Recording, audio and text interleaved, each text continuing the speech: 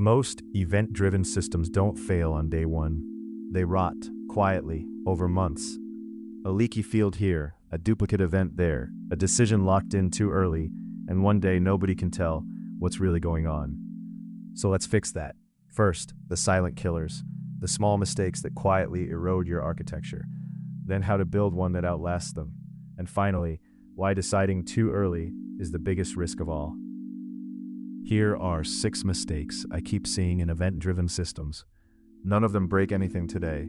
Every one of them quietly makes tomorrow harder. Events that aren't safe to replay, commands disguised as events, one event trying to do everything, no documentation, leaky payloads, and no shared standards. Let's walk through them, because each one has a fix.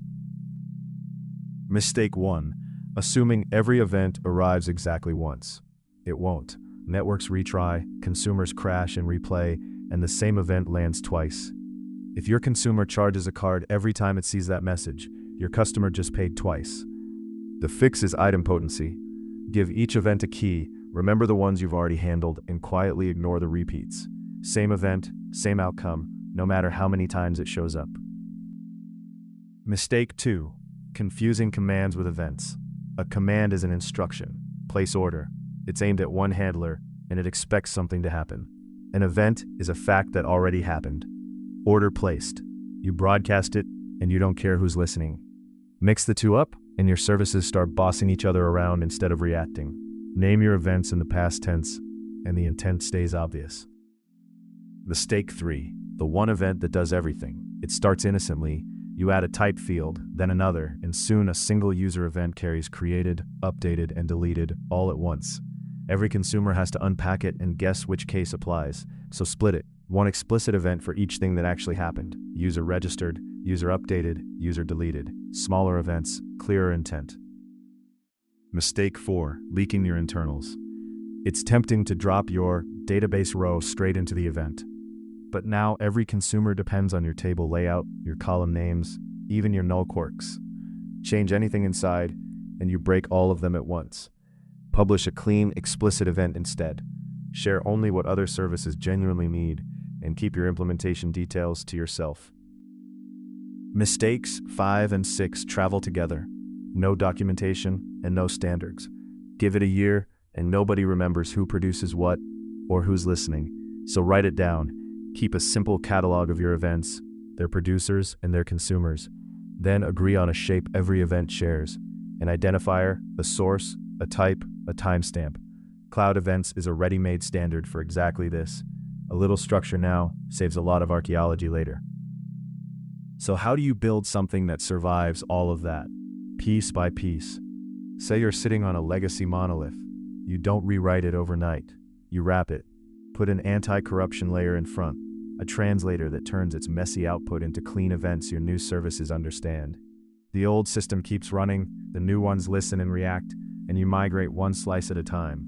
And don't just copy the old model across. Your domain has moved on since it was written. This is evolutionary architecture, and it's the real superpower of going event-driven. Your producer fires an event and forgets about it. Later, a new team needs that same data, so they add a consumer. The producer never changes. New features, new teams, new ideas just plug into the events already flowing. Your architecture grows with the organization instead of slowing it down. But here's the catch. You can't discover your whole domain up front. Workshops like event storming get you a long way, gathering your experts around the events that matter. Real understanding, though, comes from building. You'll learn things in month 3 that reshape what you drew in week 1. So treat domain discovery as continuous. Keep challenging your assumptions and let the model evolve as you do. Which brings us to the biggest risk of all, the project paradox. Look at any project over time. Right at the start, you have the most decisions to make and the least knowledge to make them with. We commit hardest exactly when we understand the least. Lock in your whole architecture on day 1, and you're betting on a domain you barely know yet.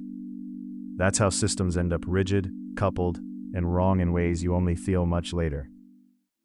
So defer the big decisions. Event-driven architecture lets you. Because services are loosely coupled, you can stand up a simple version now, and replace it once you actually understand the problem. Swap one component without touching the rest. The trade-off is real. Loosely coupled systems are harder to govern, so keep investing in documentation and standards as you go. But you trade a little complexity for the freedom to be wrong, and then put it right. So, spot the silent killers, build it piece by piece, and decide late when you actually know more. That's event-driven architecture that lasts.